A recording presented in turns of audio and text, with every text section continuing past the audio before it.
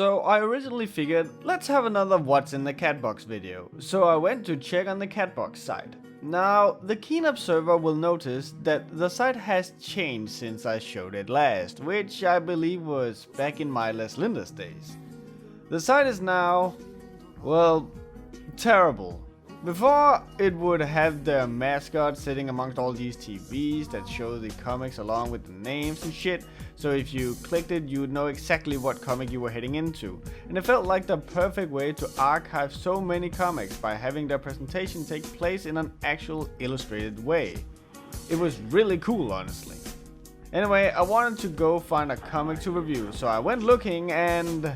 boy, did I have an adventure. So, first of all, I decided I wasn't gonna get anywhere with the tiles down here at the bottom. They're not animated and hovering the mouse over them doesn't give you any information. They're also really small. Only some of the comics actually had the names on the tiles. So I decided, let's check out the menu in the top left and... well, that's not gonna work now, is it? Then I figured I'd test the search function. Just for poops and giggles, I figured I'd try the flagship comic of the site Les Lindas. And this is what I got. Not only is this post about them going to AnthroCon and doesn't take me to the comic, but clicking on the bloody thing gets me to the front page, cause that's where they were advertising about them going to AnthroCon. It's also written in this disgusting yellow text on white background, making it really hard to read. So now my focus had kinda shifted a little. I wanted to see just how much of a mess this site was.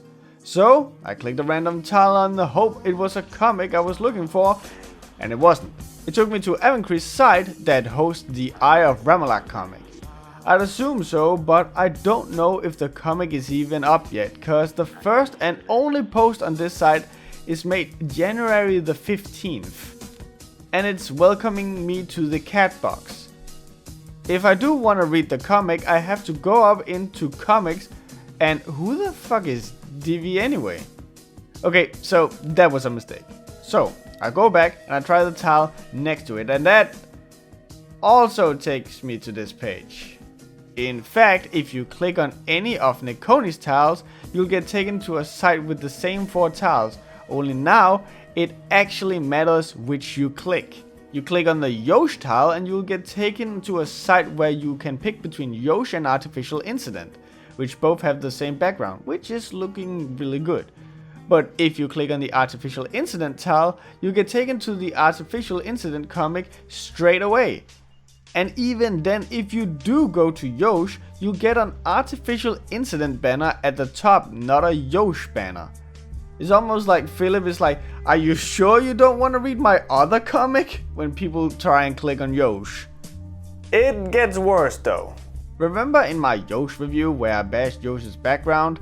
And I do want to give kudos to Philip for changing it to this, it looks fantastic. But yeah, in that video I brought up some different sites that had a good layout and visual theme for their comic. And one of those was everyone's favorite dumpster fire, Les Lindas.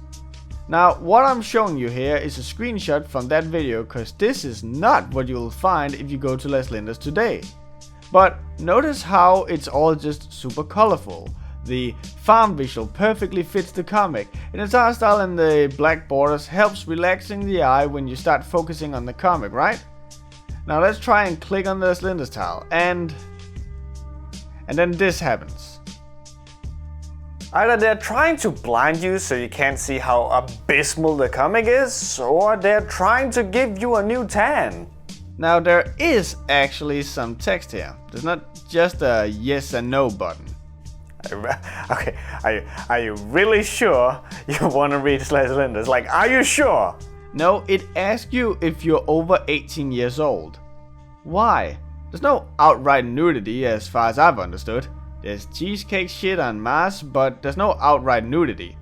Anyway, you say yes cause you're older than 18 or don't care cause you're a rebel, and you get taken to this site. Just, what the fuck? What happened? Where'd all the life go? Just a brown background, and just look at how goddamn huge the comments are compared to the comic.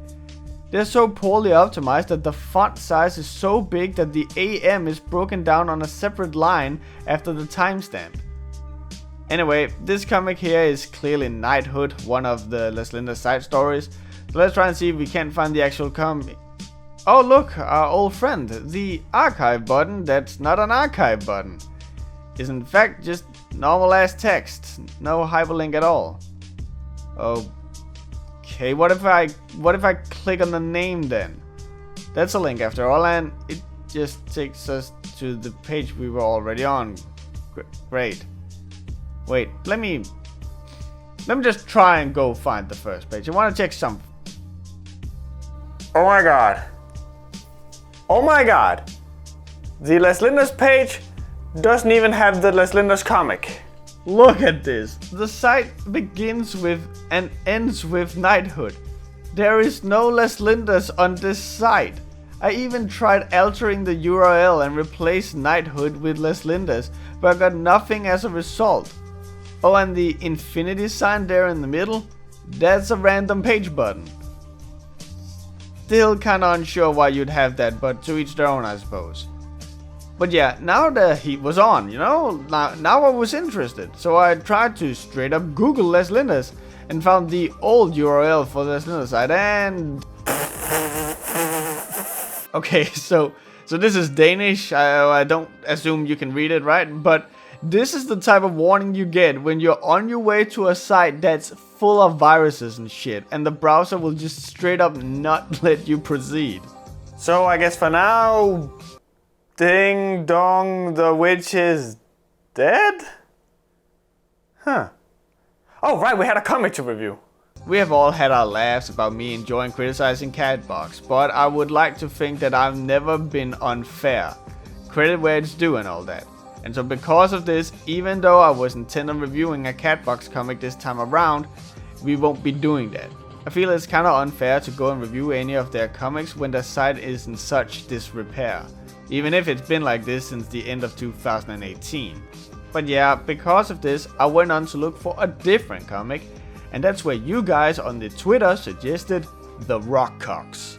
How much you wanna bet this video won't even make it on YouTube with that name? The Rockcocks is a comic written and drawn by Brad and Leslie Brown. The comic is centered around the rise and misadventures of the punk rock group The Rockcocks, consisting of Surya and Steg. The comic is an erotic comedy comic with a heavy emphasis on the erotic part, as it turns out the Rockcocks' entire gimmick is being as sexually provocative as humanly possible. So, is the Rockcocks the king of rock and roll? Or is it more akin to the Numa Numa song? Let's find out.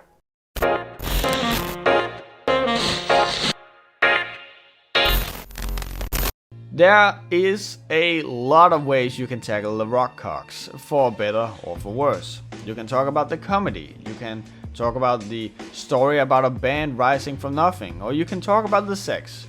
You could also talk about the characters, but we got a whole damn segment for that, so just let's not dwell on that for now. Instead, let us talk about the beginning of the comic to give you guys an idea of the comic we're dealing with here. We meet Surya, who's been working in a supermarket and she's clearly not having it. She gets fired from the supermarket for being tardy, not showing up on time, and just straight up having a poor working attitude. Her phone credits is in the trash, so she throws it out, and when she gets home she's getting evicted. Her boyfriend Steg is there, and he didn't get his job either. Things are going great! Anyway, after weighing their options, they decide to just up and bail, leaving their landlord 3 months of rent in debt, and live in their van as they try and make it big off of their music. So far, a really strong start. However, not long passes before the crack starts to show. After a period of time on the road, they eventually decide to go and attend a battle of the bands. After showing up in the bare minimum of clothing and rocking out about sucking dick, the crowd starts having one massive orgy. This is where the music producer billionaire Seth Sterling finds them and immediately offers them not only the prize money, but also a record deal. Not 24 hours later, they're driven to a famous rap artist's mansion where they're going to live while they record their debut album. So in this span of a single chapter, maybe two at best, we're going from living on the street with no money to living in a mansion, working for $1 million company and working on their debut full album. Maybe this isn't the focus that Brad and Leslie wanted to focus on, and if not, then you do you, but from my standpoint, this seems like such a wasted opportunity. People love to see the adventures of rising to stardom, you know, going from working a part-time job while working gigs on the side, living in a shitty decrepit home, to maybe getting a record deal at some unknown label, and they get more money to live in a better place, maybe earn some more money meeting fans and stuff, and then just keeps growing like that till eventually they're these big huge stars working for $1 million company. All of this has been done in less than 2 chapters. If you don't even get to see it, it's all happening during a flash forward. This comic is in so much of a rush to get these people from working on the street to be rock and roll superstars that the only times that it really slows down to any extent is when it's trying to show the various characters having sex. We do get to see the band as they try to record a music video, which is a great series of chapters that shows the different parts of the team having problems with the creative differences, and it also focuses on the people they meet while doing it and the relationships they establish and deepen while working on this. There's character growth as well as actual obstacles that has to be overcome. So why not have more of that? There's so much room, especially in the beginning of a band's creation, to show them coming to terms of, say, having to work on a deadline and what that can do to creativity. Show them having to come up with more songs to fill out an album. Them discussing whether their first CD should be a single or a full album. Maybe they're having issues using instruments that aren't originally theirs, and the instruments they have could have some sort of sentimental value that we could then get to experience through a flashback. The pacing of this comic is easily its biggest issue, I find, cause while it'll move at the speed of a bullet past things that could be expanded a lot upon, it'll ever so often slow down to a crawl just to show people having sex. To put it into perspective, on page 191 they head out towards the place they're gonna record their music video. However, they get stranded out in the desert because they decide to have sex in the car and leave the car on, and so the battery dies and they fall asleep. Page 236 we get introduced to Dakota. We'll then later go on to find the band and help them. From page 283, the band decides to take in Dakota as a roadie for their band, and they start remodeling Dakota's bus to make it more of a band bus. Thus far, this has been 90 pages, give or take, right?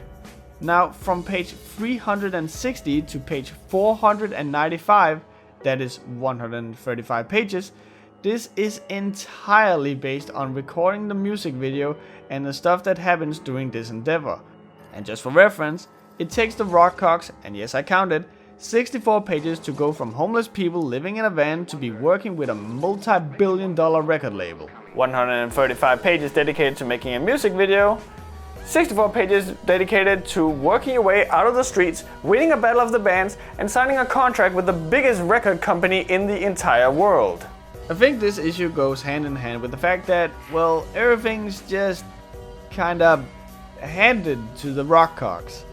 Like, sure they win the battle of the bands to kinda prove their worth, but, like, I know the club they perform at is Sterling's, but why isn't that made a bigger thing? Like, if you look at the poster, there's nothing about it being the famous club that Sterling owns where he'll ever so often go to scout out new talent or something.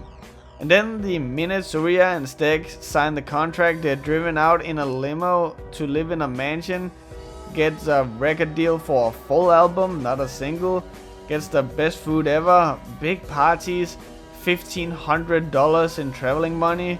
Dakota gives them his bus along with his service, and the guy's hired more or less on the spot. They're given their merchandise, they get a professional director to shoot their music video, and they then get a 4-star gourmet chef and a professional web designer on their team as well.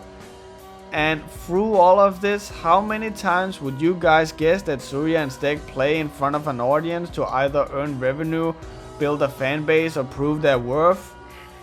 Once. And that's when Sterling hires them. And I feel it's such a shame cause I do feel that Brad and Leslie do show at a point that Surya and Stek are not afraid of working for the money. We see that perfectly when they help Dakota redecorating their bus.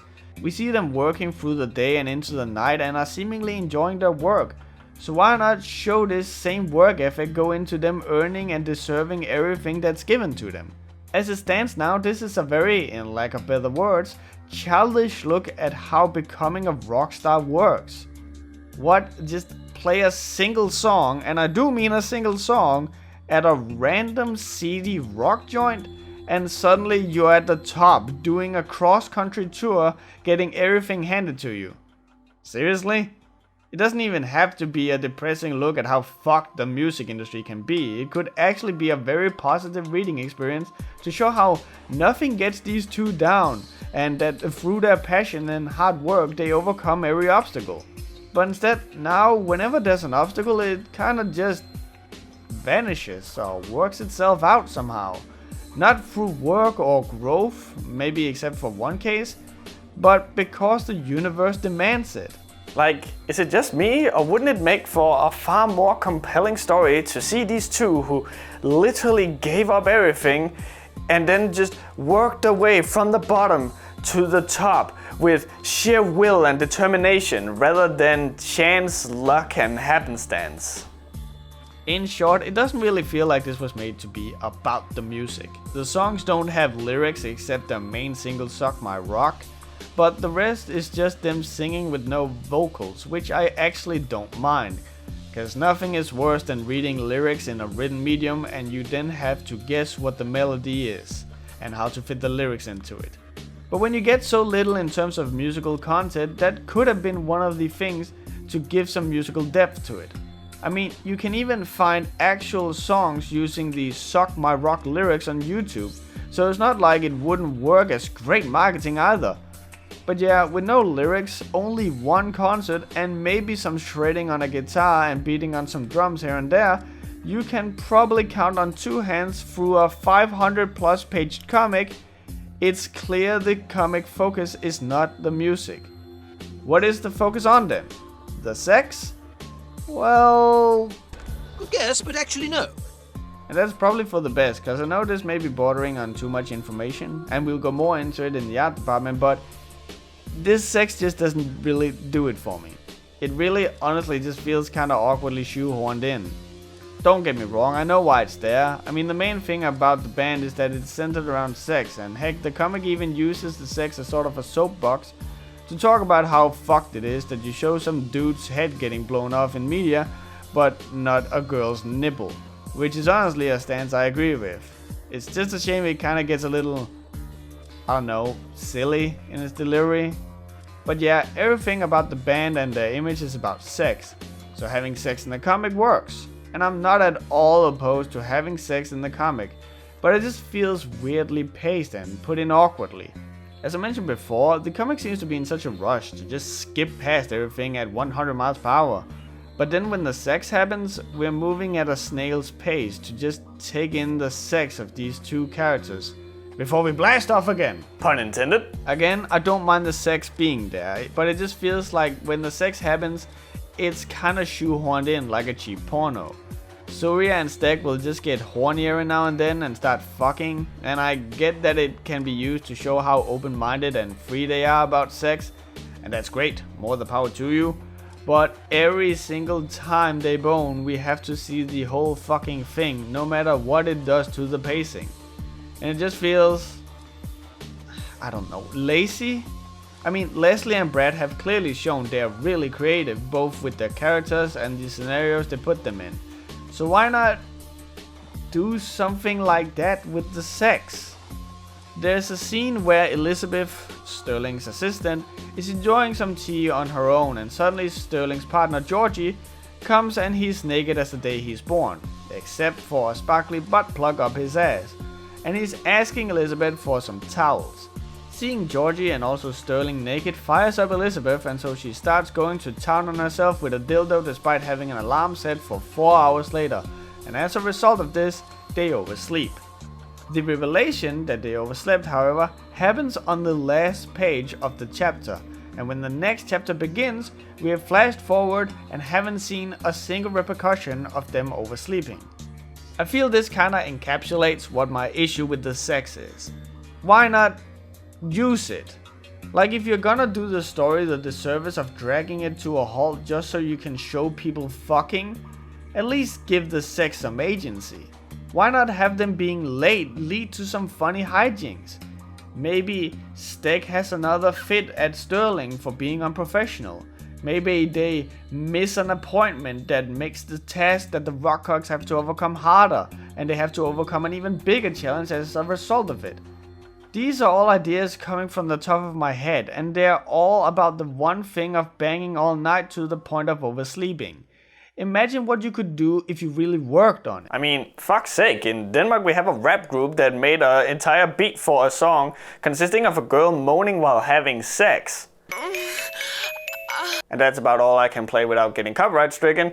So, like, the sky's the limit. With all this being said, I think it'll be easy to chalk up my thoughts of the Rockcocks as me just not liking the comic, and I will admit I can kinda see where some of the tweets came from that condemned this comic writing, but honestly, I kinda liked it. I'm by no stretch of the imagination comparing this comic to Tales Gets Trolled, but I can't help but feel there's something there that's also applicable for this comic. Because while it has all these issues, the sheer content of what's going on in the comic is really interesting and got me legitimately curious as to what's gonna happen next. The characters are great and they help driving the comic forward. I always knew what to expect from the characters, and when they acted outside of those expectations, I knew something was going on. The comic even managed to make me question the direction of the comic when it became obvious just how big the obstacle was that the Rockcocks were so centered around sex, and how hard that could make getting a venue. And sure, the comic rather clumsily trips over its own dick when trying to deal with a quote unquote subtle message about freedom of speech and sex in the media, but it always keeps this narrative consistent. It's what the Rockcocks stands for, and at the same time it's their biggest obstacle. The rapper Red, whose mansion they stay at one point, stood for the exact same thing, but with language, and when they go to record their music video, they bump into a bunch of nudists who are all the most nice and kind-hearted people, showing that just cause you're showing your body, you don't have to be some kind of freak. Also, it's just a nice and positive comic. I'd be lying if Suria's go-get-em attitude wasn't super infectious, and even Stick going from scary looking doubting metalhead to cozy emotional cuddle bear was very endearing to me. No, the writing in terms of its plot and how it tells it is really not good. It's in fact kinda bad, but the characters are really great and fun to follow, and it really helps just making the story a joy to read. So, can I blame people for not liking the Rockcocks? Absolutely not. But I will admit it's kind of a guilty pleasure of mine.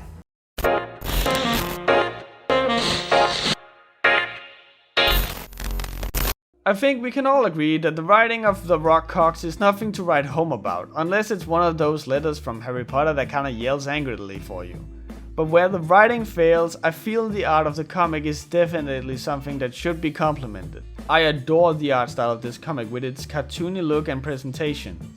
It would have been so easy to just make a comic about rock and roll that looked like something you'd find Metapocalypse. Something realistic and gritty looking, especially if you're going for something sexy. There, people tend to be more interested in real proportions. You wouldn't want to fuck someone that looked like a Powerpuff Girl after all, would you? Unless you're Bleedman, of course. But yeah, instead the Rockcocks decided to go for a style that's very cartoony.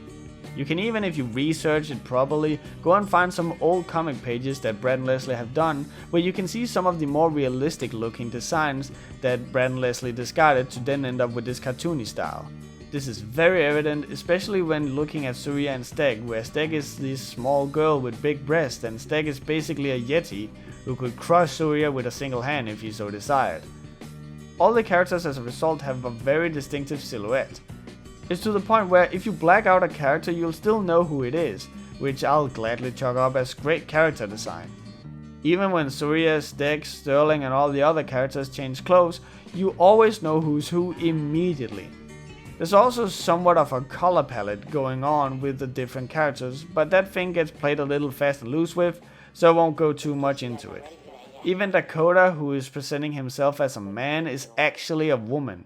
And even when you get to see Dakota as a woman, his silhouette stays the same and you still recognize him, which I found really nice. It was refreshing to see that no matter whether Dakota presents himself as a man or he has the body of a woman, you still recognize the same character as Dakota.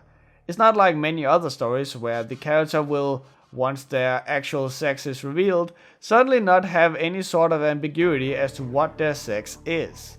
I mean, I've seen shows where the girl turns out to be a man, and then once it's revealed that they are indeed a man, they look more manly than I do.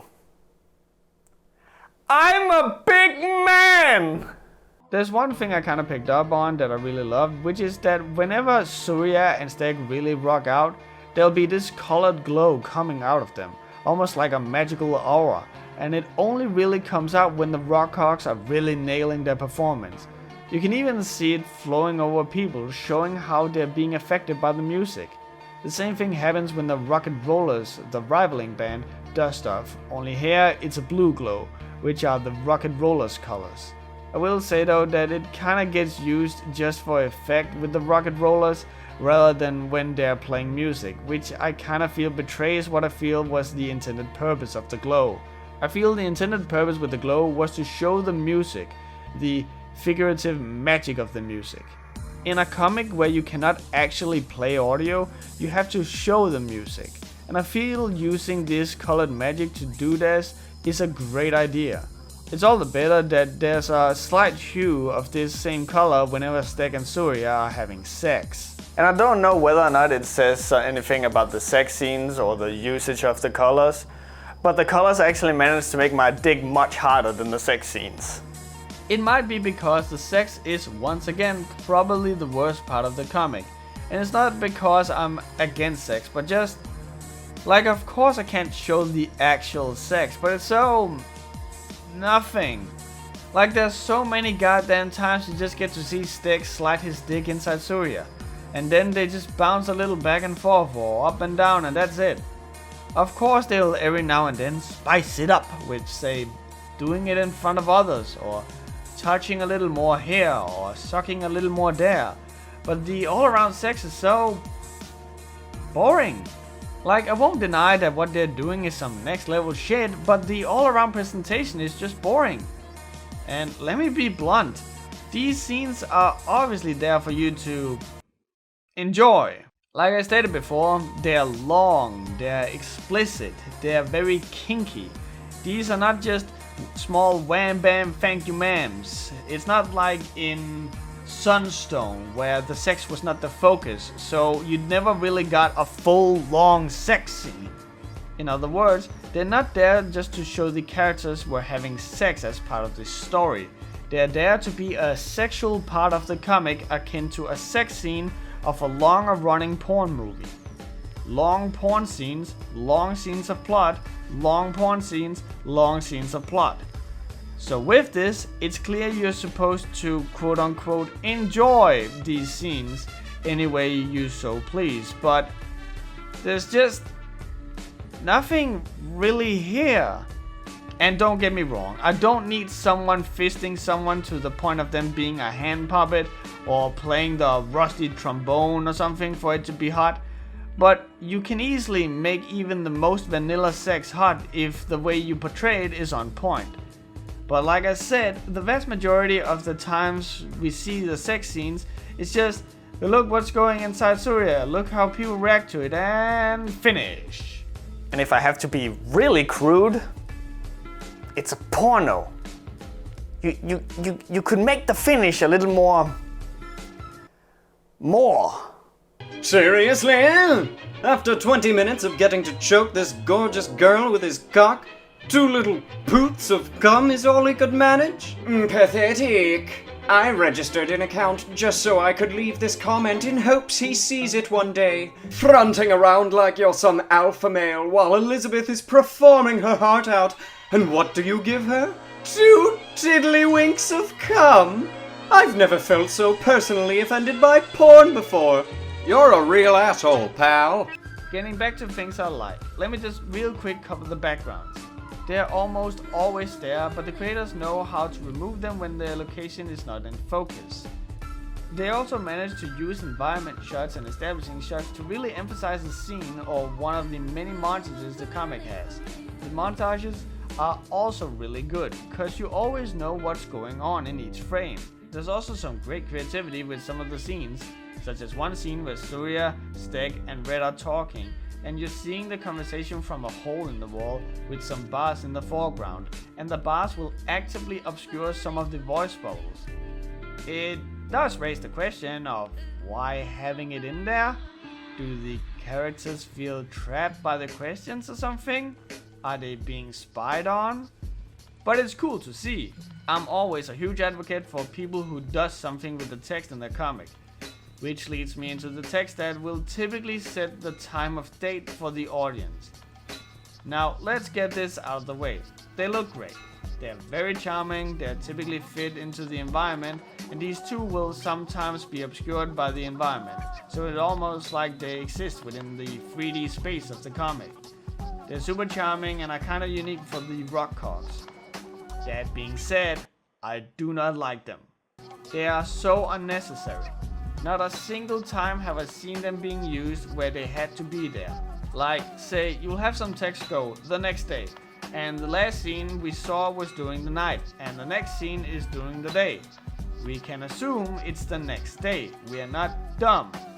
Or when there is the aforementioned month-long flash forward, not only can the characters just say the month has passed, but they actually do just that. I will however say this is a personal pet peeve, but hey, a review is personal, go figure. Or maybe if it was up to dumb fuck Jimmy here, I should focus more on the other people's views and not all on my own. That's not how a review works, you absolute broken condom-caused fucksicle. It's clear that Brad and Leslie had a lot of fun with the comic. Everything from the design of their tour bus, the posters for the different bands, some of the character designs, and even the aforementioned music video. There's heart, there's soul, there's a lot of things that didn't have to be in there, but it's included just cause they wanted to. I liked what I was seeing almost all the time, and the choice of colors and designs were just spot on. It's not the most beautiful thing you'll ever see, and the sex scenes could do with a little work, but I love what's there, and I feel if Brad and Leslie keep up this pace, the future for rock cocks is gonna look spectacular. Please don't assume I'm some kind of prude. I think we all know that I'm a massive perv. But be that as it may, I honestly feel this comic would do really well with a safe for work mode. One where those of us who are interested in the story wouldn't have to constantly worry that the sex is gonna derail the entire thing and ruin the pacing. And then for those people who wants a little extra skin, you could have that option somewhere else. It's just an idea.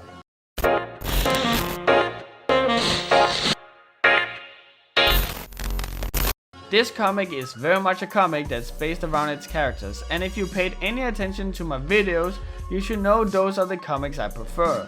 I love stories where we only ever get somewhere because the characters acted like they should. Stick and Surya becomes rock stars because they wanna be rock stars. They shoot a music video because Sterling believes it's for the best, and the Rock Cogs gets a tour bus because Dakota wants to help. Everything besides one thing that we've covered briefly and we'll get more into later is done because the characters wants it. That being said, it's not like the characters are flawless, and again, the whole thing of how everyone just gives Surya and Stick the solution is a real issue that needs to be addressed. But before that, let's briefly touch on the individual characters real quick. First off, we got what I feel is the main character, Surya. Where Stick seems to be more of a reluctant and calm person who will rather take things one step at a time in a slow pace, Surya seems to be in a rush to make things happen. She's always the one pushing the two ahead. It's pretty cool to see that Surya is also, despite what you might think when you first see her, incredibly friendly and open to most people, which I must admit made me smile, cause I always love when you see the metalheads and they'll typically look scary and intimidating at first, but then you get to know them and they turn out to be the coolest people ever. Or rather, they're the second coolest people in the world. The coolest people are the people who pledge to my Patreon. That's right, Even if you just pledge a single dollar, you'll be the coolest person in the world. Seriously, please pledge to my Patreon and keep using money on dumb shit. I'm going to lose my part. Next up is Stick, and I kinda don't like him. Don't get me wrong, he's nice and all, but I think he could do with some more fleshing out. He always seems to just work as an extension of Surya. He's there to help her, and he's there to be the voice of reason for her. It doesn't really feel like he has a lot of agency on his own. I'm fine with him being reluctant, and even he questions how fast things are going. But he's always like that. Like at some points it even feels like Stick doesn't really want to do this. And it's just going on with what Surya wants because he loves her. And if that's what is going on, and that is his motivation, then that's fine too. But it just feels like the comic is trying to tell us something different. Like, it feels like this is supposed to be the story about these two who really want to rock out with their cocks out, literally, and who gets a chance to do so. So Stick's constant reluctance gets a little odd at times. Maybe I'm being too nitpicky, but every time an opportunity came up, I was like, okay Stick, you're up. Tell us how we need to be careful here. I'm all for predicting characters based on how well written they are, and I don't necessarily think that Stick is poorly written. I'm just a little unsure about whether or not the role he serves is fitting for this comic, or even as Surya's partner. And before you start, no, it's not one of those Surya deserves such a better boyfriend. I should be her boyfriend. I would treat her right, but nice guys never get a boyfriend. Like she's fictional, dude. Go outside, meet real people. I will say, despite the differences, Stick and Surya makes for a great couple, cause while one is hot-blooded, the other is more cold-blooded, and they kinda even each other out. And even despite the difference, they still manage to work things out, and their good nature is really charming. They hardly ever have anything really bad to say about people, and the strangers they meet on their journey they treat with respect and kindness, which then goes on to pave the way for why they're being joined up and befriending everyone. Even if it's something completely out of their field, like commenting on Dakota's stars inside of his bus, instead of cracking jokes about how weird and goofy it is, they're being sincere and complimented. These are good people, and it shows and really helps making you want to root for them. Even if they, at the start of the comic, kind of fuck their landlord over and leaves him 3 months rent short. I mean, that's a lot of money, I'm just saying. Next up we got Dakota, and I'll be dead and gone before I even attempt to put a gender on them. I'm not very good with that, and it seems to be a trick a happy minefield best avoided. So instead let me say this. Dakota is a character who acts and is spoken about as being a man, but their body is that of a girl. Is that fine? Is that okay? Did I offend anyone? I want you guys to go down and read the comments and see if I did indeed offend someone just by being careful. Anyway, Dakota is the Rockcock's roadie, who they pick up when they're down on their luck. Dakota apparently tried to make a living out in the Nevada desert with little to no luck. So when the Rockcocks roll up and offers them a job to become a roadie, they accept. However, not after much consideration. This is because Dakota is very shy and timid. They are not afraid of speaking out when pressured, but when having to deal with authority or friendships, they kind of stumble over their own words and gets incredibly nervous. This is something I actually really appreciate, because there's a difference between being shy and not handling these types of situations well. Like, I'll be able to tell some random asshole they're an asshole, but having to confront, say, a family member about their drinking problem, that's suddenly a lot harder. I feel they nailed this aspect of Dakota very well, and it's cool to see someone with this personality mixed in with Surya and Stick who will give things incredibly little thought before going forward. I think it works more for Dakota to be like this than Stick, because Dakota is kind of like the straight man to Stick and Surya's craziness. Next, let's cover the people behind Sterling Music real quick. In the forefront you got Seth Sterling, the founder and CEO of one of the biggest record labels in the comics world. He's very down to business and takes his job very serious.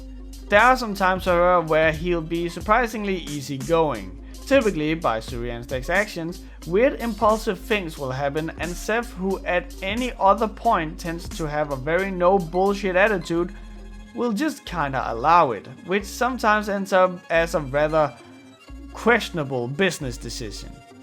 This is typically where his assistant Elizabeth Santos comes in.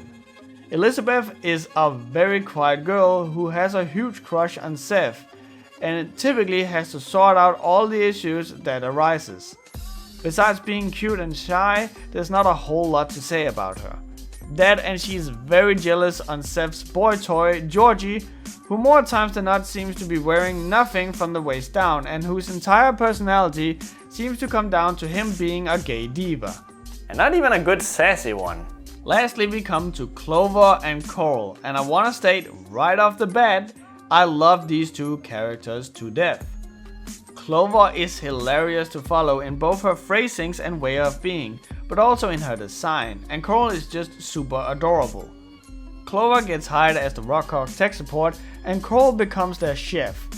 These two are hired onto the team when the government comes and shuts the resort they used to work at down, and Sterling and Surya immediately sweeps in to hire them on the spot to work for the Rockhawks. And this is where my distaste starts showing its ugly head. I don't mind the characters, I think they're great, but having them travel with the band seems weirdly forced. That, as well as how they got hired. Not gonna run a background check on them or anything. These two odd nudists. Just gonna trust they don't have any criminal background. Especially considering you have someone who will stoop to any low to dig up dirt and sabotage the band. And it just seems like such an excessive expense to make on a new upstarting band that hasn't performed one serious concert yet. I mean, the comic even shows, hey, you can film pro quality videos and take pro quality pictures with a phone. So you don't really need Clover on the bus, do you? Just give the phone to the roadie Dakota. Isn't that their job?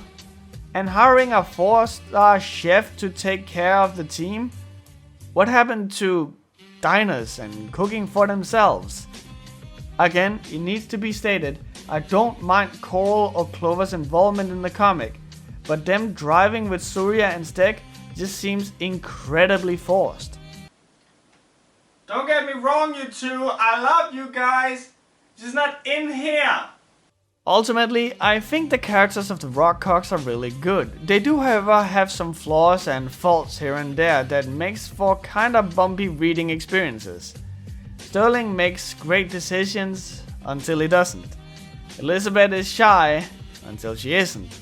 The Stick feels a little misplaced, and Clover and Coral feels like they'd be better fit to work for Sterling Studios rather than the tour bus. There's also the whole part of Billy Rocket and Emily Roller not really feeling like they were ever made to have as big a role as they have been given.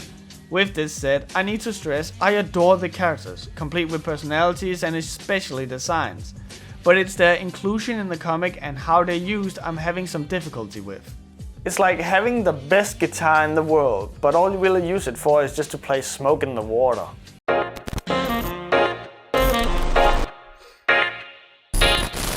The writing is a 6. It's a good story halted by really bad execution. I feel it's sometimes too much in a rush and sometimes not enough. If things went in the same pace as when they're shooting the music video, I think I'd like it way more. The art is an 8. Clearly the best part of the comic is the art. The art is charming, it's unique, and you can tell the creators had fun when designing and drawing. The characters are a 7. The characters are a mixed bag, but primarily a good one. There's some inconsistencies and controversies, but ultimately you can't help but love them. My final verdict for the Rockhawks is a 7. It's a good read and I'd gladly recommend it. I just don't know what I can recommend it as the sex is kinda boring and the story is playing red light green light with the pace. I feel as long as it improves, it's gonna be one hell of a rock and roll comic.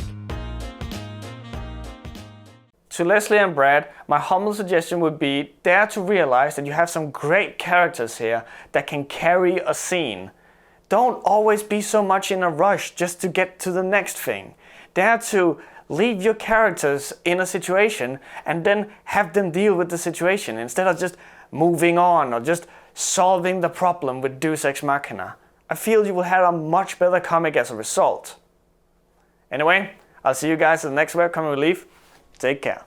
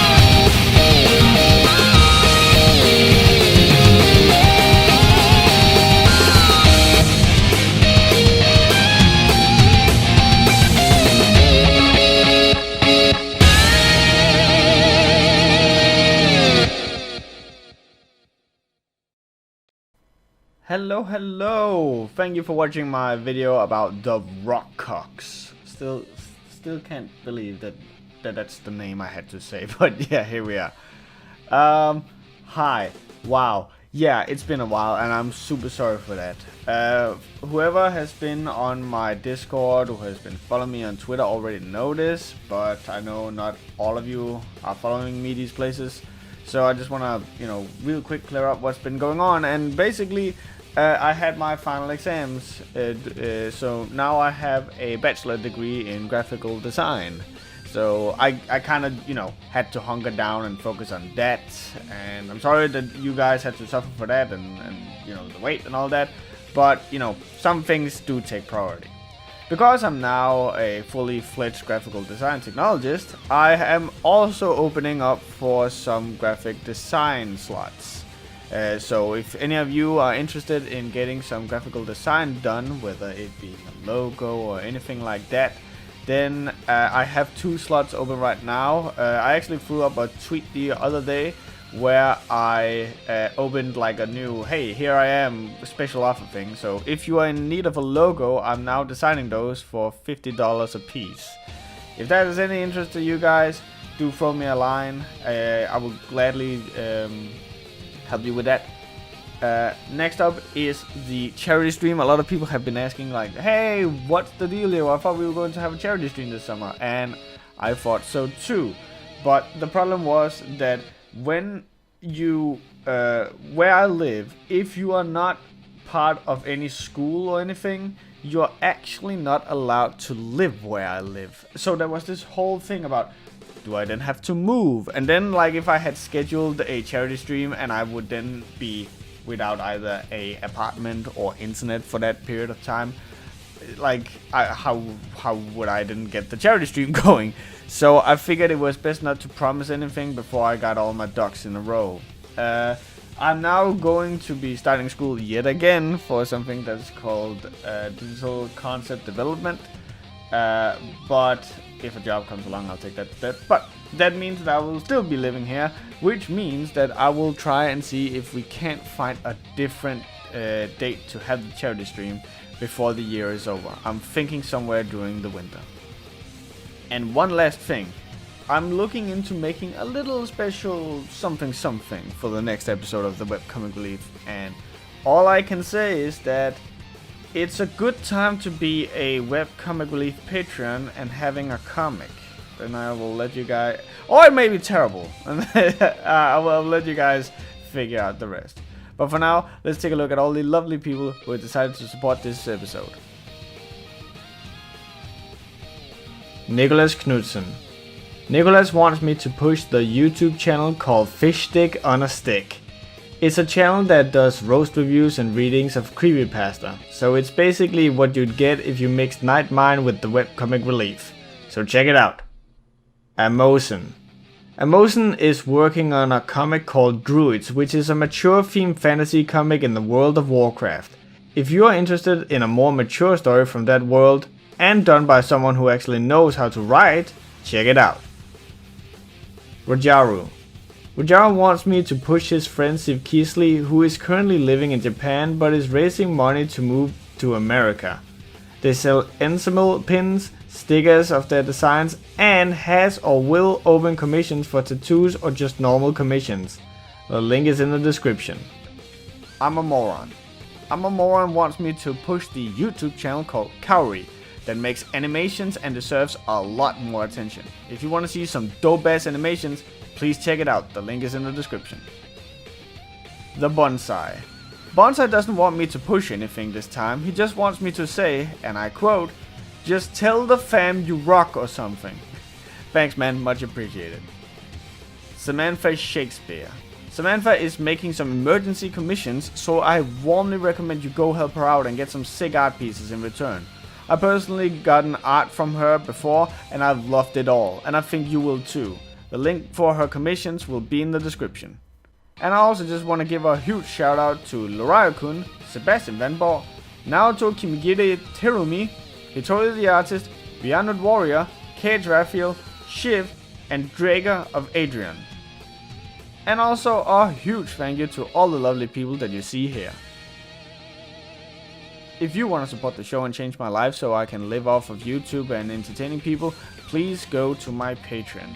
Here you can donate anything you want every month and you'll get a ton of awesome rewards for it. Just go to www.patreon.com/riseup with 2 eyes. You can also go to TeePublic and get your hands on some of the Webcomic Relief merch. The link is in the description. If you don't want to support the show financially, at least think about liking the video because you got no idea how much that helps. You can also subscribe to the channel or share your favorite Webcomic Relief episode with your friends. I'll see you guys in the next Webcomic Relief. Take care.